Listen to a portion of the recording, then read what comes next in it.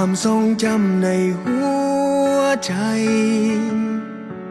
มันสายเข้ามาซ้ำๆกลางจอความรู้สึก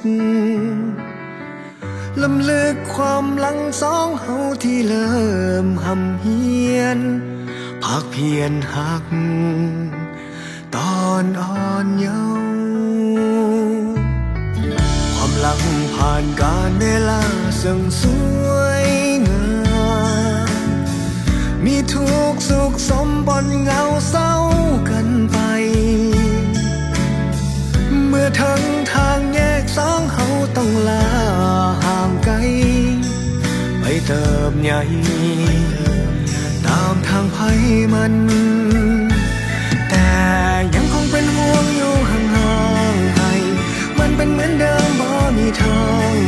การเวลาเปลี่ยนพันจนเราได้พบกันอีกครั้งใจสั่นไหว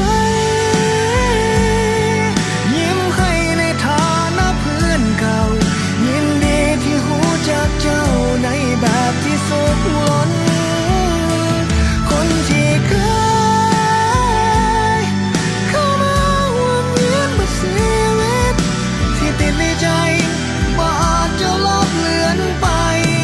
ขอบใจที่เคยสอนคำว่า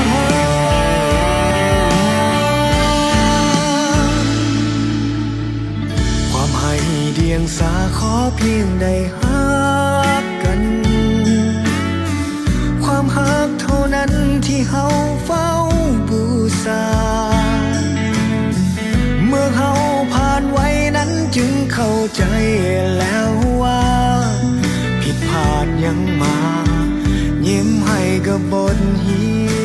ยนแต่ยังคงเป็นห่วงอยู่ห่างๆให้มันเป็นเหมือนเดิมบ่มีทางการเวลาเปลี่ยนพันจนเราได้พบกันอีกครั้งใจสั่นไหวยิ้มให้ในฐานะเพื่อนเก่ายินดีที่รู้จักเจ้าในแบบที่สุขล้นคนที่เคยเข้ามาวนเวียนบนชีวิตที่ติดในใจบ่อาจจะลบเลือนไปขอบใจที่เคยสอนคำว่าฮั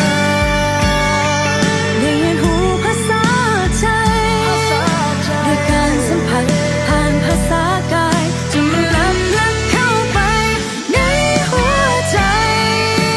อยู่แบบนี้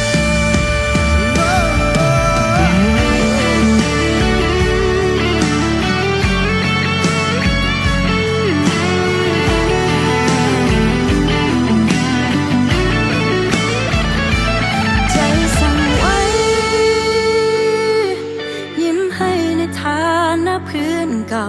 ยินดีที่รู้จักเจ้าในแบบที่สุขล้นคนที่เคย